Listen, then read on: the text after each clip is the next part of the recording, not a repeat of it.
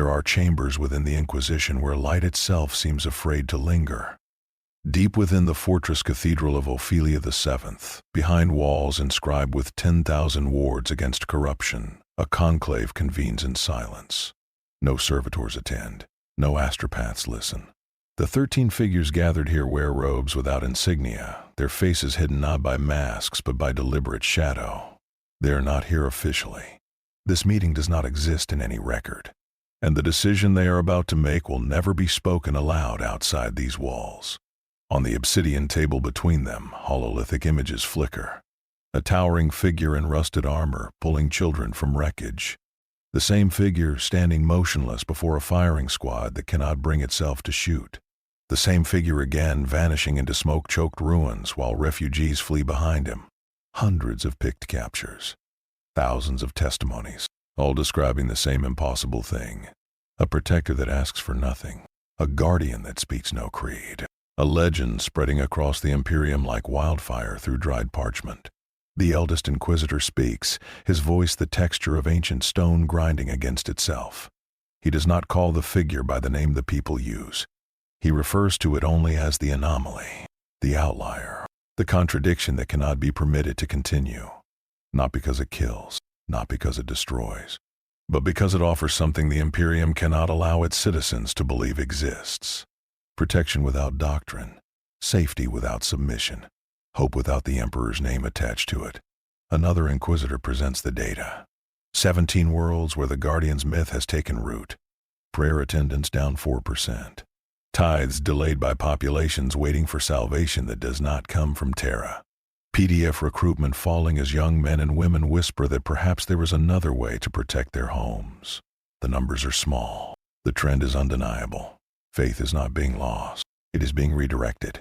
And that, the Inquisitor concludes, is the most dangerous heresy of all. Not rejection of the Emperor, but the possibility that his protection might not be necessary.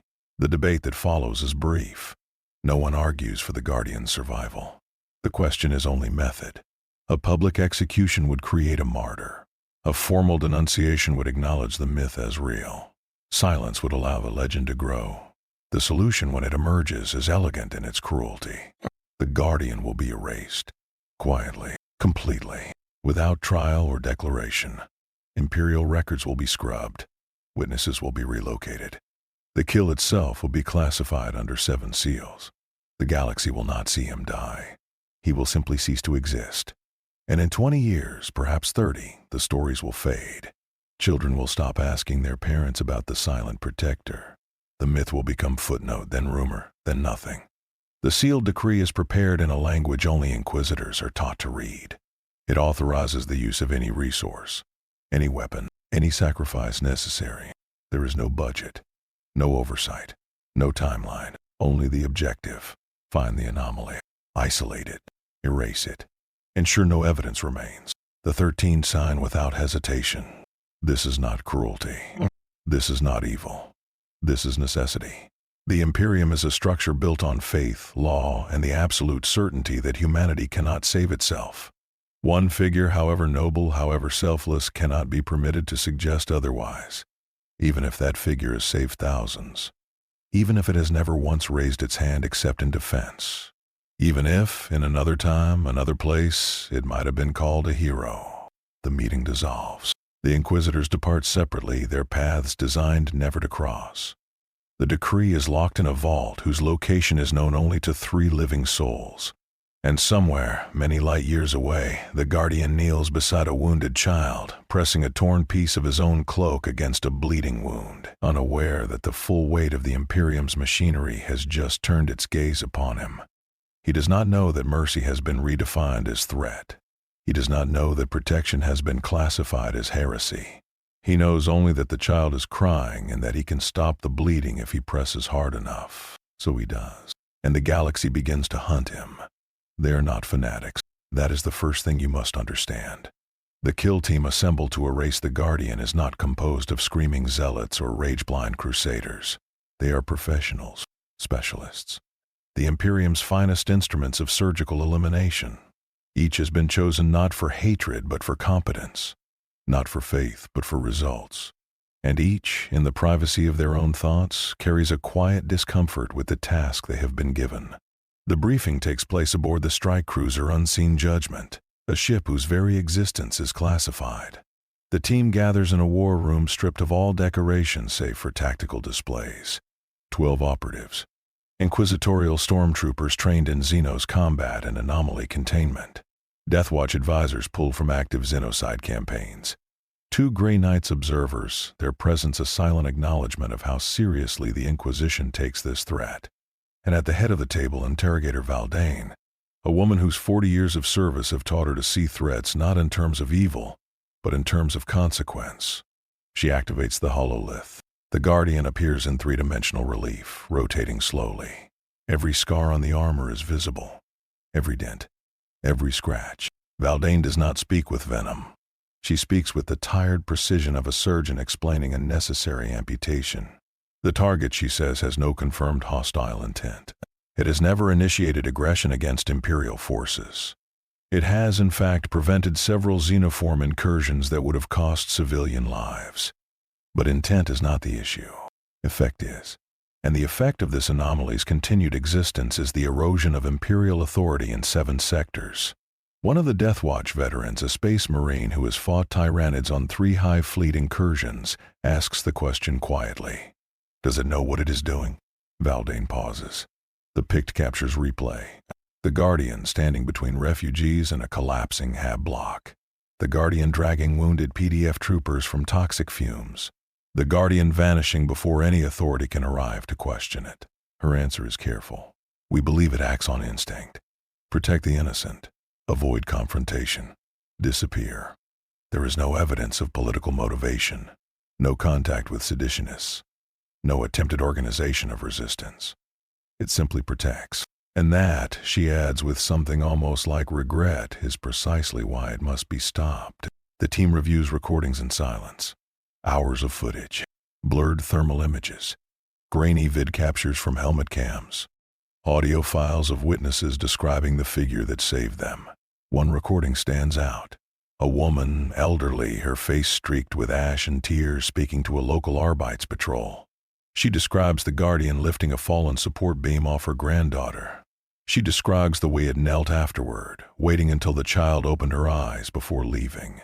She describes the sound it made. Not word, just a low, resonant hum, like a lullaby made of metal and sorrow. The room is quiet after the recording ends. One of the stormtroopers, a veteran of the Damocles Gulf campaign, speaks without looking up from his data slate. I have killed heretics who deserve to live. I have burned worlds that begged for mercy. I have done these things because the Imperium required it. But this, he does not finish. He does not need to. Everyone in the room understands. This is not justice. This is not even war. This is the elimination of a problem that should not be a problem. The erasure of something good because goodness in this case is dangerous. Valdane does not offer platitudes. She does not speak of the greater good or the Emperor's will. She simply reminds them of what they already know. The Imperium is not sustained by hope. It is sustained by structure. By the certainty that humanity survives only through unity, discipline, and absolute faith in the established order. A single figure, no matter how noble, cannot be permitted to become an alternative. Not because it threatens the Imperium with violence, but because it threatens the Imperium with proof that protection can exist outside the system. And if the people begin to believe that, the system collapses. Not today, not tomorrow, but eventually. Inevitably. The mission parameters are clear. Isolate the target. Neutralize with minimal collateral damage. Ensure no martyrdom, no witnesses, no recordings. The Guardian must simply vanish. If possible, recover the remains for study. If not, ensure nothing identifiable survives. The kill team accepts the orders without protest. Not because they agree, but because they are soldiers, and soldiers follow orders, even when those orders feel like betrayal. Even when the enemy is something they would have called hero in another context. Even when the mission briefing ends and they return to their quarters, and some of them do not sleep, staring instead at the ceiling and wondering when protection became treason. The Unseen Judgment begins its hunt. The astropaths plot the Guardian's last known coordinates. The tech priests analyze movement patterns. The Death Watch veterans propose ambush site, and Valdane, alone in her quarters, reviews the footage one more time. The Guardian kneeling beside a child. The Guardian standing in fire to shield others. The Guardian walking away, always walking away, never asking for thanks or recognition. She closes the file, pours a glass of amasec she will not drink, and repeats the words she has told herself for 40 years. Necessity does not require righteousness, only resolve. The glass sits untouched. The ship moves through the warp, and the hunt begins. He does not think in words. That is important to understand. The Guardian does not analyze or debate. He does not weigh options or consider consequences. His mind, such as it is, operates in patterns: threat and safety, danger and shelter, the wounded and the whole. For months, perhaps years, those patterns have been consistent. He moves through the underbellies of Imperial worlds. He finds those in danger. He protects them. He leaves. The cycle repeats. Purposeful. But something has changed. He cannot name it, cannot articulate it even in the wordless language of his thoughts. But the patterns are shifting. Where once he encountered random hazards, collapsing structures, gang violence, xenoform stragglers, he now encounters something else: coordination. On Vardis Secundus, he pulls a family from a burning warehouse and finds Imperial Arbites arriving within minutes. Too quickly, too precisely. On Hellion's Fall, he drags wounded miners from a toxic gas leak and hears vox chatter in frequencies he has not heard before. Encrypted, deliberate. He does not understand pursuit.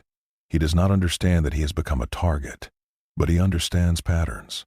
And the pattern has changed, so he adapts. Where once he moved through main transit tunnels, he now descends deeper, into maintenance shafts where only servitors venture, into forgotten sublevels where the air tastes of rust and old radiation, into the spaces between the Imperium's infrastructure, the gaps where records do not reach and surveillance fails. On Kratos IV, he arrives at a distress beacon, a civilian transport crash-landed in a frozen wasteland. He begins pulling survivors from the wreckage, his drill cutting through twisted metal with practiced precision. But as he works, he notices something. Auspex pings, distant, but growing closer. Multiple sources, moving in coordinated patterns. He has encountered Imperial patrols before. They move in straight lines, predictable. These move differently, encircling, converging. He does not stop his work. The survivors are not yet safe. But when the last body is clear, when the last wound is stabilized, he does not walk away along his usual route. He turns instead toward a canyon network, toward narrow passages where larger forces cannot follow. The Auspex pings hesitate, then redirect. But by then he is already gone. The changes are subtle. A half-second pause before emerging from cover. A preference for routes that pass through running water, where scent and thermal tracking fail. An avoidance of open spaces where orbital surveillance might lock on. He does not know these are countermeasures. He does not understand he is being hunted. He knows only that danger has acquired a new texture, that the galaxy, always hostile, has become hostile in a specific way, and his purpose does not allow him to confront that hostility, only to avoid it, to continue protecting, to remain unseen. On Talisar Minora, he rescues a child trapped beneath rubble from a gang firefight. The local enforcers arrive as he finishes, but instead of the usual confused response, the hesitation, the uncertainty whether to thank or detain him, they open fire immediately. Crack grenades. He does not understand why. He has done nothing to provoke them. He has only saved a life. But understanding is not necessary. Survival is. He raises his gauntlet, absorbing the first volleys, giving the child time to run. Then he retreats, not fighting, not retaliating, simply moving backward through smoke and debris until the angle of fire no longer reaches him, until he can slip into the dark. Later, in the silence of an abandoned manufactorum, he examines his armor. New damage, fresh scoring from lost fire, a cracked lens on his helmet. He runs his gauntlet over the wounds in the metal, not repairing them, simply acknowledging them. The drill on his arm hums softly, a low vibration that might be distress or might be readiness. He does not rest. Rest is not part of his pattern, but he does pause, standing in darkness, processing the new data. The Imperium which he has never opposed is now actively hostile. not in the chaotic way of criminals or Xenos, but in the organized way of authority. He does not know why. He does not know that he has been classified as threat. He knows only that protection has become more difficult, more dangerous, more likely to result in his own destruction. And yet, as he stands in that empty darkness, a sound reaches him. Distant, carried through the manufactorum's ventilation shafts. A child, crying, calling for help. He does not hesitate. He does not weigh the risks or consider the increased danger. The pattern is simple. Someone needs protection. He can provide it. Therefore he must. He turns toward the sound. His footsteps echo in the empty space. The drill hums louder. And he walks forward into a galaxy that has decided he should not exist because a child is crying, and that is the only calculation that matters. Somewhere, in orbit above Talisar Minora, Interrogator Valdane reviews the engagement report. The Guardian was engaged. Did not retaliate. Withdrew without casualty. She makes a note on her data slate. Subject prioritizes mission completion over self-preservation. Predictable withdrawal patterns. Recommend stage civilian crisis to force extended engagement. She closes the report. The ship moves to the next coordinate. And the Guardian, ignorant of the noose tightening around him, continues walking toward the sound of crying, because that is what he was made to do. Even when doing so will destroy him. The mining colony of Arabus Deep is dying, and everyone knows it. The lithium veins that justified its existence ran dry 3 years ago. The administratum in its glacial efficiency has scheduled evacuation in 6 months, maybe 8. Until then, the 17,000 souls still living in the colony's crumbling habs are simply expected to endure.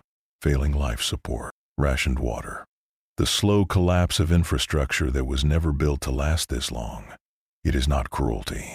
It is simply the Imperium's calculus. 17,000 lives weighed against the cost of early evacuation. The math does not favor mercy, except that Arabus Deep is not actually dying, not naturally. The life support failures have been carefully orchestrated. The power outages meticulously timed. The distress broadcasts that begin screaming across every Imperial frequency, begging for aid, for rescue, for anyone to help. Those are real in their desperation. But the desperation has been cultivated.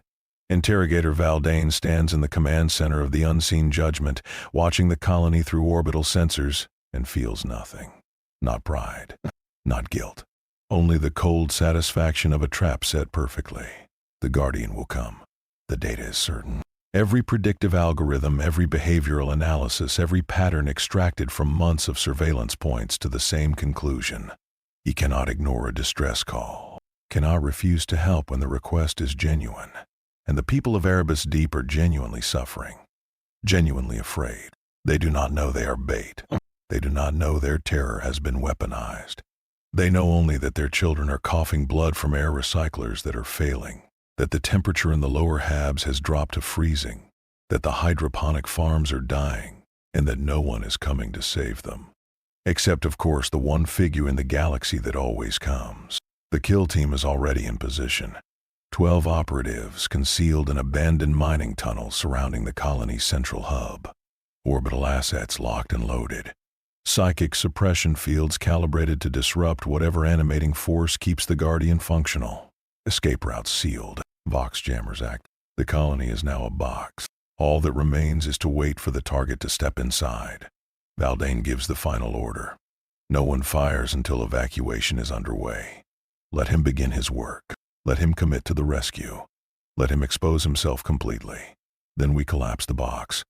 The Guardian arrives 3 hours later, not via ship, not through any conventional means. He simply appears in the lower habs, as if the darkness itself exhaled him. A child sees him first. A girl, maybe 8 years old, her face covered in soot from a ventilation fire. She does not scream. She stares. Then she runs toward him, shouting words that will be recorded and later classified. He is here. The Protector is here. We are safe now. Adults emerge from shelters, crying, reaching toward the towering figure in rusted armor. He does not speak. He never speaks. He simply moves to the nearest malfunctioning life support terminal and begins working. His gauntlet opens access panels that should require tech priest clearance. His drill cuts through corroded piping with surgical precision. He does not repair the systems the way an engineer would. He bypasses them, reroutes power from non-essential systems, cannibalizes parts from broken machinery to restore function to critical infrastructure. Within 20 minutes, oxygen flow is restored to 3 entire hob levels. Within an hour, heating returns. The colonists follow him through the corridors, a growing crowd of witnesses, recording him on PIC devices, speaking prayers of gratitude he does not acknowledge. He works, that is all. That is everything.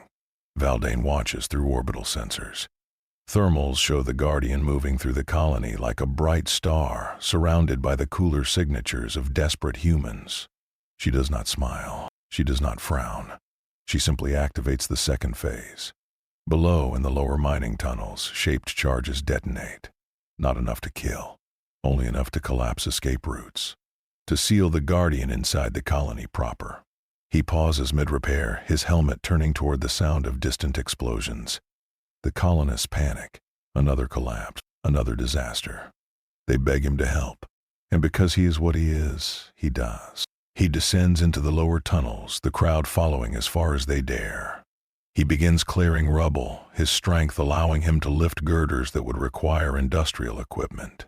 He does not notice the Auspec's sensors locking onto his position, does not recognize the faint hum of psychic suppression fields powering up. He notices only that there are people trapped behind the collapse. He can hear them shouting, crying, begging for air. So he digs. His drill screams through rockcrete. His gauntlets tear away twisted metal. And in orbit, Valdane gives the final order. All units, engage. The kill team moves in coordinated silence. 12 operatives, emerging from concealment, weapons trained on the single point where the Guardian stands surrounded by rubble and desperate colonists. They do not announce themselves. They do not offer surrender. They simply open fire. Bolter rounds, plasma bursts, melta charges. The first volley is designed not to kill but to separate, to drive the Guardian away from the civilians, to force him into the open where heavier weapons can be brought to bear. The Guardian absorbs the fire, his armor sparking and smoking, and he does something he has never done before. He roars, not in rage, not in defiance, because behind him the civilians are screaming, because his presence has brought danger to those he came to save. Because for the first time, protection and presence are incompatible. He does not retreat.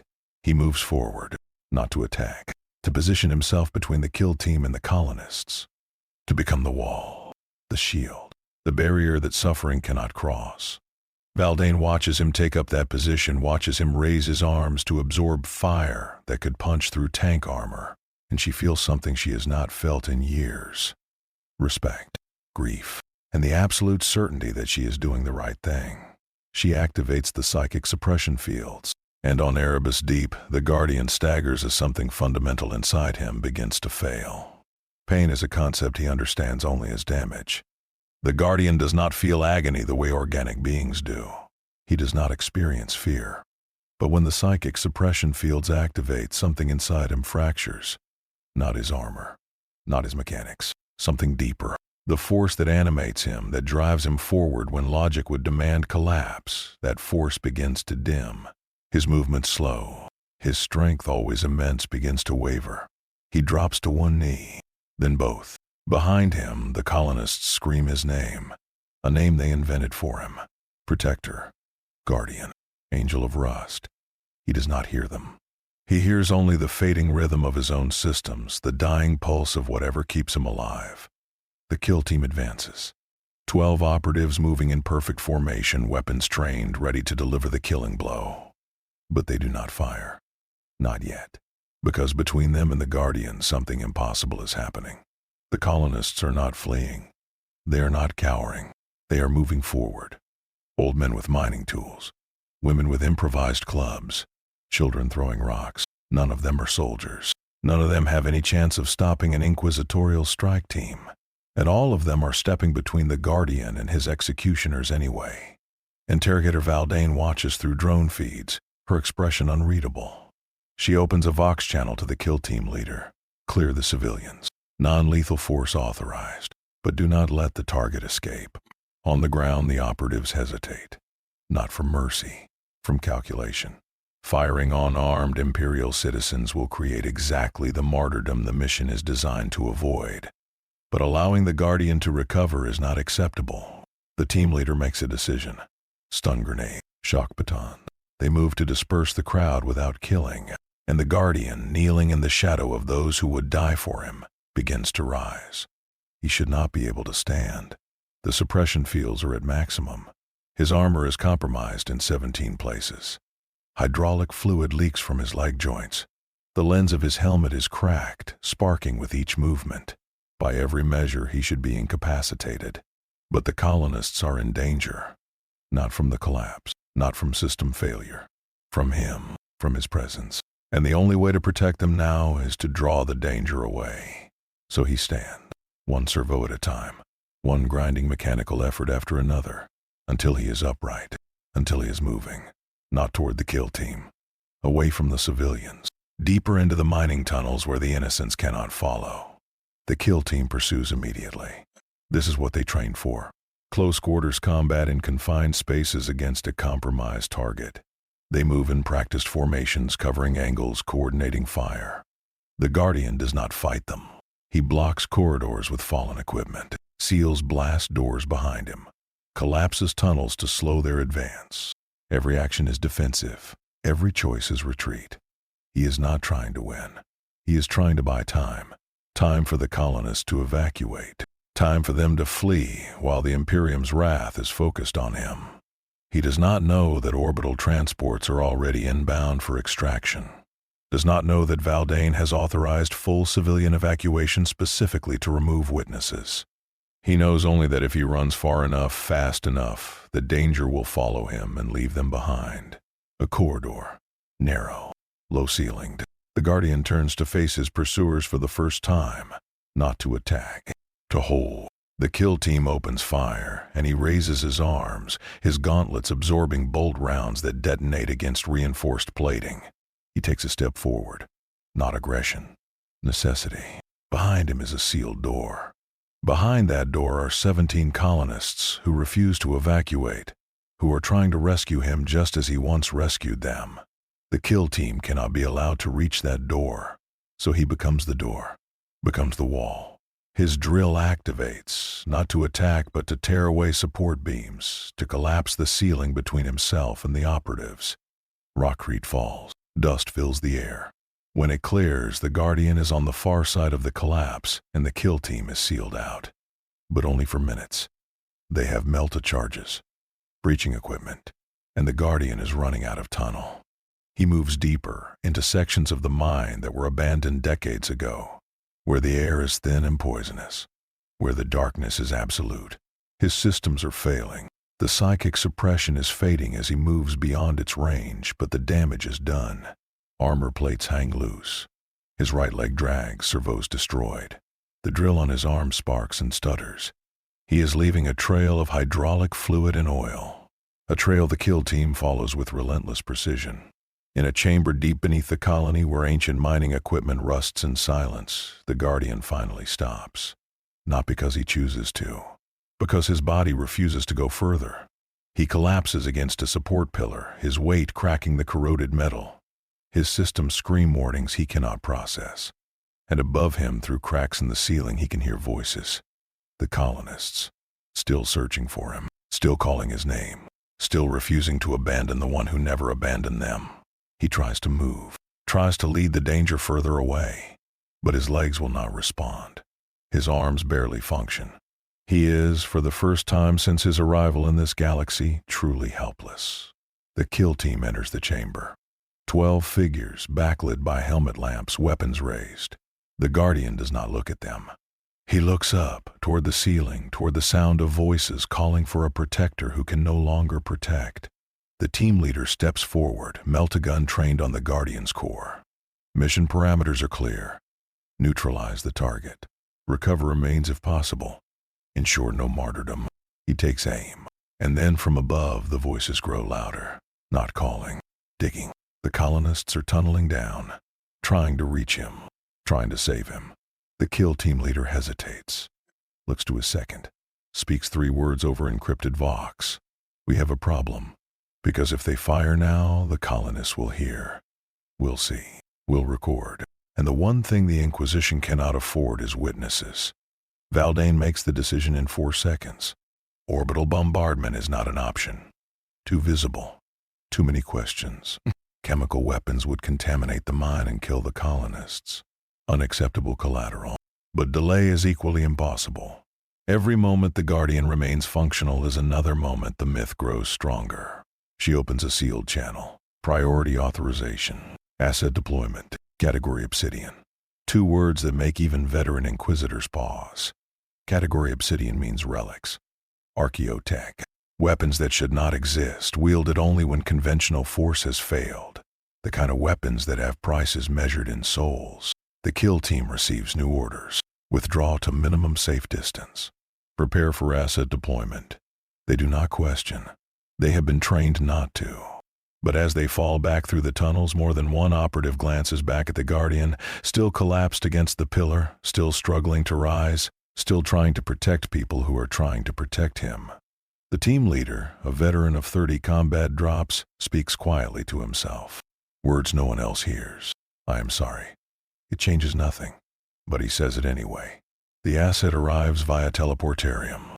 A tech priest of the Ordo Reductor, his body more machine than flesh, carrying a weapon that looks like a fusion of cannon and shrine. Relic Raid conversion beamer. Psychic amplification matrix. Warp charge capacitors that hum with barely contained annihilation. He does not speak. He simply calibrates. The weapon does not produce a beam. It produces erasure. A column of light that is not light, that screams through matter and void alike, that bypasses armor and flesh and bone to unmake whatever it touches at a molecular level. The Guardian sees it coming. Not with eyes, with some deeper sense. He tries to move, tries to raise his arms, tries to do anything but accept oblivion.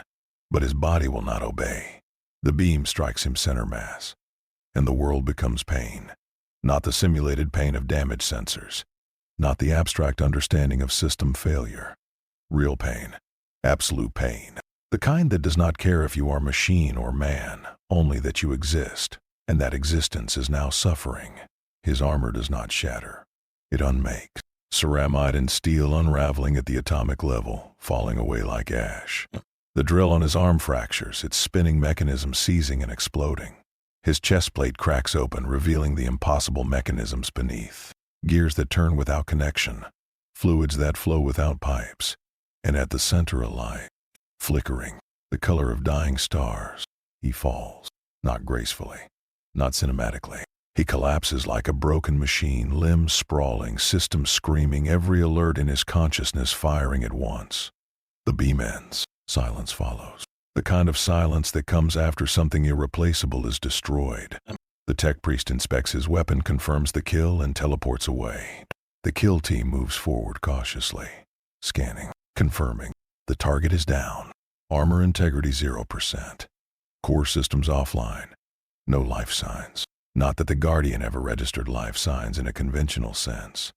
But whatever animated him, whatever made him more than metal and rage, it is gone. Or dying. Or so damaged that the difference no longer matters. Above, the colonists break through.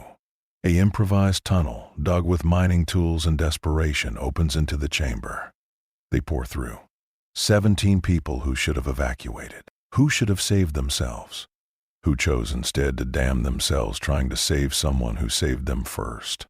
They see the kill team, see the weapons, see the Guardian lying broken in a crater of melted stone. And they scream, not in fear, in grief. In rage. Old men charge inquisitorial operatives with pickaxes. Women throw themselves at armored soldiers. Children weep over a figure of rust and ruin who cannot hear them. The kill team does not fire. Not because they are moved. Because Valdane orders restraint. The colonists are being recorded now. By their own devices. By orbital drones. Every action will be analyzed. Every death will be questioned. The mission is complete. The Guardian is neutralized. Collateral damage at this stage serves no purpose. The team leader issues orders. Non-lethal suppression. Detain all witnesses. Prepare them for memory reconditioning. We are leaving. The operatives move to comply, but the colonists do not make it easy. They fight. They claw. They scream the Guardian's name like a prayer, like a curse, like the last words of martyrs who know they will not be believed. In the chaos, no one notices the Guardian move. Not much, just a finger, twitching, scraping against stone. A servo in his shoulder grinding, trying to rotate. The light in his chest, the dying star at his core, it flickers, dims, then pulses. His systems, shattered beyond any reasonable function, begin attempting reboot sequences. Trying again, failing again, but continuing to try. Because somewhere in the ruin of his mechanical mind, a priority remains. Protect. The colonists are in danger. From the Inquisition, from their own defiance, from association with him. He must move, must draw the danger away, must protect them even now, especially now, when protection means removing himself from their lives completely. His arm moves, scraping across stone, reaching toward a crack in the chamber floor. An old mining shaft, collapsed but not sealed, leading down into subterranean darkness. He does not think, he does not plan. He simply drags himself forward, 1 inch, then another, leaving a trail of sparking components and leaking fluids. The colonists see him moving, cry out, try to reach him. But the kill team is restraining them now, pulling them back, securing them for extraction. The Guardian reaches the edge of the shaft. His helmet turns, just slightly, toward the people he can no longer save. If he had a voice, he would tell them to run, to forget him, to survive. But he has no voice. He has only motion, so he lets himself fall. Darkness swallows him. The shaft is deep, vertical. He falls for long seconds, his broken body tumbling through absolute black. He strikes water at the bottom. Not a pool, an underground river, subterranean, flowing through caverns that have never seen light. The current takes him, dragging his shattered form away from the mine, away from the colonists, away from the kill team that believes he is dead. He does not swim. He does not struggle. He simply sinks, and the river carries him into depths where even the Imperium cannot follow, where the only sound is water against stone, where a Guardian, broken beyond recognition, drifts in darkness and dreams of children crying. The river has no name.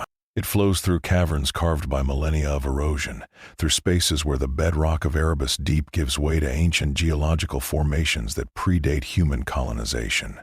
No light reaches here. No sound but water. The Guardian drifts for hours. Maybe time has no meaning in the dark. His systems have shut down to minimal function. Emergency preservation mode. The same protocols that kept him dormant for unknown ages before the Imperium found him. His consciousness, if it can be called that, is barely a flicker. Awareness without thought. Existence without purpose. But the river has a destination. All rivers do. It flows through narrowing tunnels, through collapsed caverns, and finally spills into a vast underground sea. A body of water so large that it creates its own weather, currents and tides, bioluminescent organisms that drift through the black, casting faint, ghostly light. The Guardian sinks to the bottom, 30 meters down, deeper, until he rests on a floor of sediment and broken stone, surrounded by the ruins of something ancient. Not human, not Eldar. Something older, forgotten. He does not see them, does not care. He simply lies in the silt, systems dark, waiting for final shutdown. Above, on the surface, the Inquisition conducts its aftermath operations with practiced efficiency. The colonists are detained, their pic recordings confiscated, their memories scrubbed using psychic conditioning that will leave them remembering only confusion and fear. No Guardian, no protector, just another Imperial rescue operation. The kill team withdraws. The unseen judgment departs the system. Interrogator Valdane files a report with 3 words highlighted. Target eliminated. Confirm. The file is sealed. The mission is over. And the galaxy moves on, as it always does, indifferent to the small tragedies that keep it turning. But in the darkness beneath Arabus Deep, something stirs. A servo, half-melted, attempts to engage. Tries again. Succeeds. A joint moves. Then another. The Guardian is not conscious. Not in any meaningful sense. But his systems, designed by unknown hands for unknown purposes, possess something beyond mere programming. Call it instinct. Call it purpose. Call it the mechanical ghost of duty that cannot die even when the body fails. His core flickers. Power begins to flow. Not much, barely enough to register, but enough. Over the course of days he moves, inch by inch, dragging himself across the seafloor with limbs that should not function. He does not know where he is going, does not know that he is even moving. He simply follows the faintest of gradients. Some sense that even broken sensors can detect. There is a geothermal vent ahead, a crack in the planetary crust where heat rises, where energy exists. He crawls toward it with the patience of geology. And when he reaches it, when the heat washes over his broken form, something inside him reacts. The mechanisms that keep him alive are not human, are not even recognizably technological by Imperial standards. They operate on principles that tech priests have died trying to understand. Principles that blur the line between science and something older, magic perhaps, or faith given form. The heat from the vent is not repair. It is catalyst. His systems begin cannibalizing themselves, breaking down damaged components to restore function to critical areas. The drill on his arm, shattered beyond repair, is dissolved into raw material. His left leg, crushed and useless, is stripped for parts. He is not healing. He is adapting, becoming less than he was, but functional, operational. It takes weeks, maybe longer. Time is meaningless in the deep. But eventually the Guardian stands. Not as he was. He is smaller now. His armor reduced to a skeletal framework. His strength diminished. His right arm ends in a jagged stump where the drill once was. But he stands. And standing, he remembers. Not memories the way humans have them, but purpose, the reason he exists. Protect their people above, a colony. They are in danger. He must return, must help. The details are gone. He does not remember the kill team, does not remember the betrayal, does not remember that the very act of protecting has made him enemy. He remembers only that someone, somewhere needs him. That is enough. He begins to climb, through subterranean caverns, through vertical shafts worn smooth by ancient water, through cracks in stone barely wide enough for his reduced frame. He climbs without rest, without hesitation. His systems are fragile now, prone to failure. But they do not fail. Not yet. Not while purpose remains. He does not know that the colony above has been evacuated, that Arabus Deep is now officially abandoned, that the Administratum has scheduled the entire site for recycling in 6 months. He knows only that he must return, must protect, even if there is nothing left to protect, even if his presence will only bring more danger, even if the act of existing has been redefined as heresy. Days later, he emerges, not in the colony proper, in an abandoned mining outpost 3 kilometers away, a place where no one has set foot in decades. He pulls himself from a ventilation shaft, his armor caked in sediment and salt. He stands in darkness, in silence, and for the first time since his fall, he listens. No voices, no cries for help, no sounds of distress. Only wind through empty corridors, only the slow decay of a place left to die. He does not understand abandonment, does not comprehend that his sacrifice allowed the colonists to live, that they were evacuated, that they survived. He understands only absence, that he has failed, that he was not here when they needed him. He stands in that empty outpost for a long time. If grief were possible for him, he would feel it now. If doubt existed in his programming, it would consume him. But he is not built for grief or doubt. He is built for duty, and duty does not end simply because you have failed. It continues. Until the mechanism breaks permanently, he turns away from the dead colony, begins walking toward the nearest population center, toward the next place where people might need protection. His gait is uneven, his frame damaged, but he walks. And above Arabus Deep, orbital sensors register an anomalous heat signature moving through the wastes. An automated alert is generated, forwarded to inquisitorial databases, tagged with a single word. The report reaches Valdane 3 weeks after target elimination. She is aboard the Unseen Judgment, in transit to another operation when the automated alert arrives. Heat signature consistent with previous target profile. Location Arabus, status abandoned. Probability assessment impossible. She reads it twice, then a third time. Then she accesses the raw data. Enhancement algorithms, thermal analysis, motion tracking. Every metric confirms what should not be possible. The Guardian survived. She does not curse, does not rage. She sits in silence for 17 minutes, reviewing the kill operation frame by frame. The conversion beam strike, the confirmed shutdown, the body left in the chamber. No one could survive that level of damage. No machine, no Xenos. Nothing in the Imperium's databases has ever demonstrated that degree of resilience. And yet the data does not lie. Something matching the Guardian's profile is active, moving, operational. She opens a secure channel to the inquisitorial conclave. Priority Obsidian. Subject line. The anomaly persists. The response takes 6 hours. When it arrives, it is not recall. It is escalation. The Guardian is reclassified from isolated threat to persistent hazard. The kill order is expanded. Resources are no longer limited. Valdane is authorized to requisition any asset, any operative, any weapon. The Inquisition does not tolerate failure. But more than that, it does not tolerate things that should not exist. The Guardian has crossed a threshold. He is no longer simply dangerous.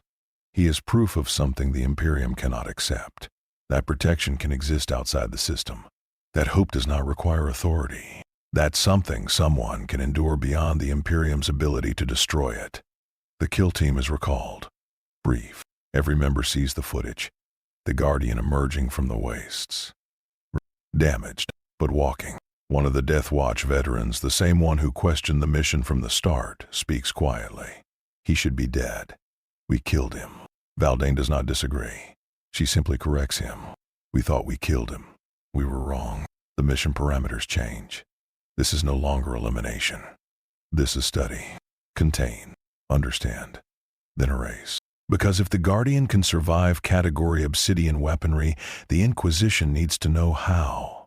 Needs to know if the capability can be replicated, or if it is unique, irreplaceable, sacred.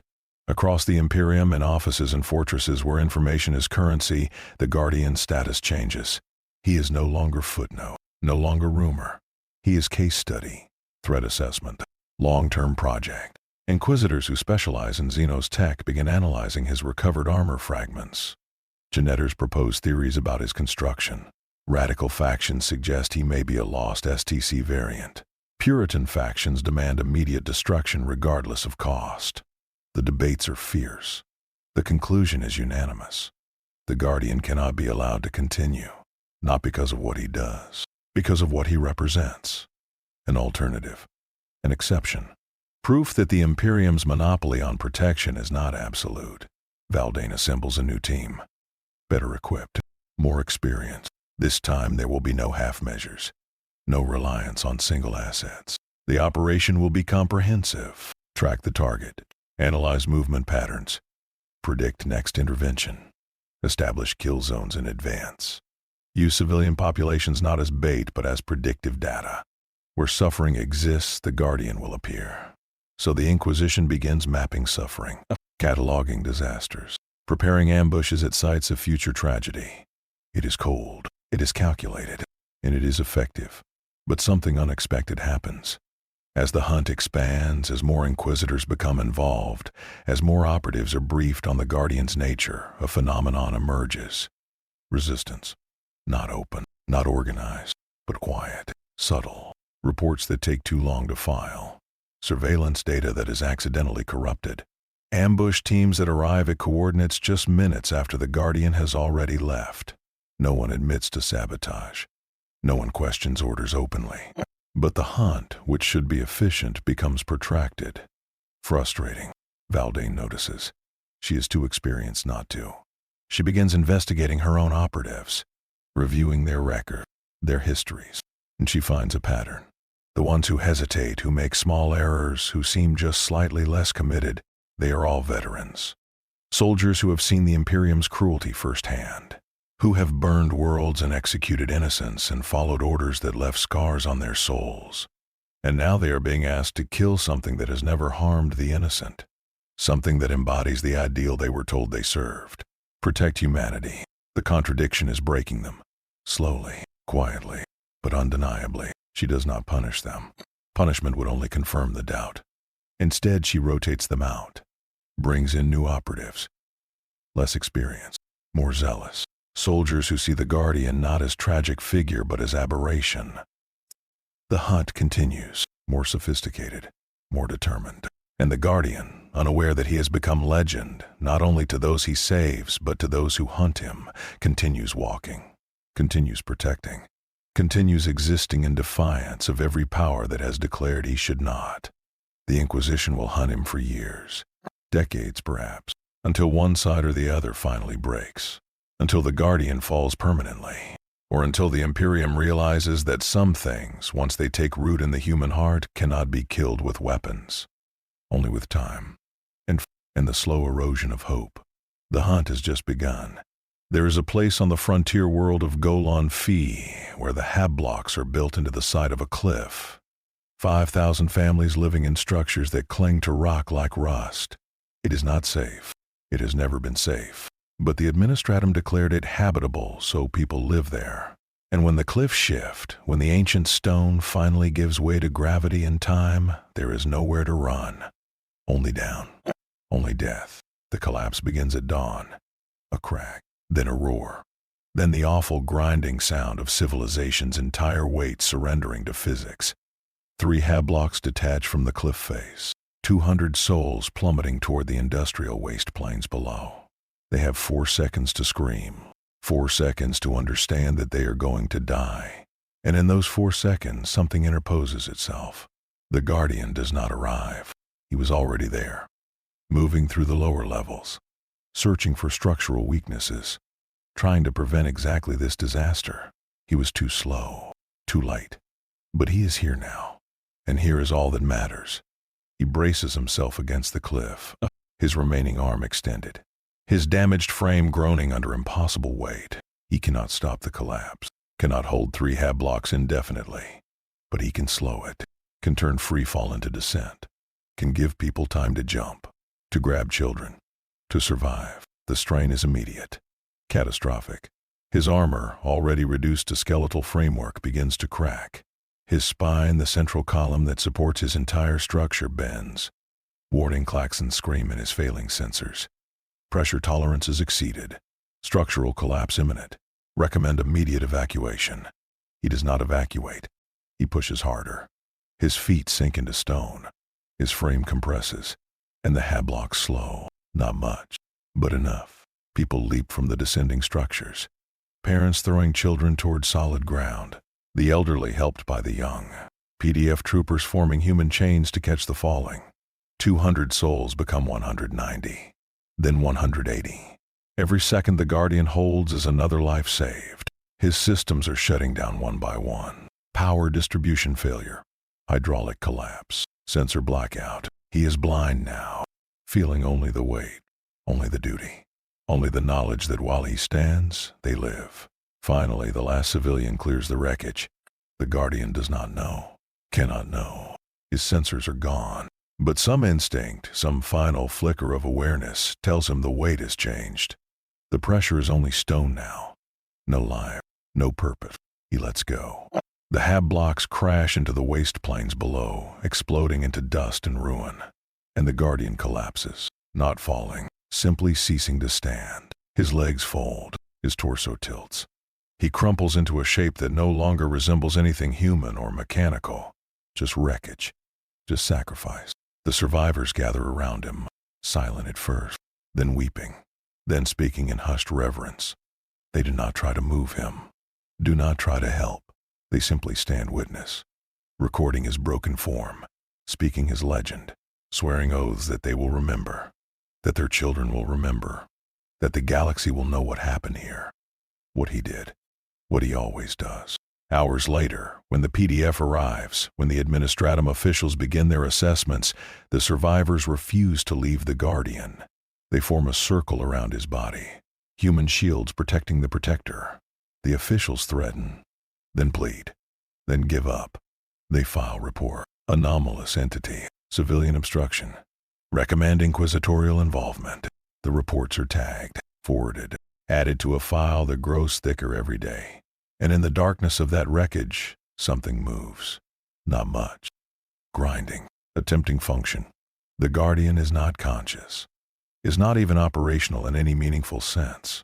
But deep in his core, in the place where purpose lives, a signal repeats. Protect. The word has no meaning anymore. He has no mouth to speak it, no strength to act on it. But it repeats anyway. Protect, protect, protect. Then, carried on the wind, a sound reaches him. Distant, a child, crying, somewhere beyond the gathered crowd, beyond the wreckage, lost in the chaos of the collapse, crying for a parent who cannot answer. The Guardian systems, shattered beyond any hope of repair, attempt to respond. His remaining arm twitches. His head turns just slightly toward the sound.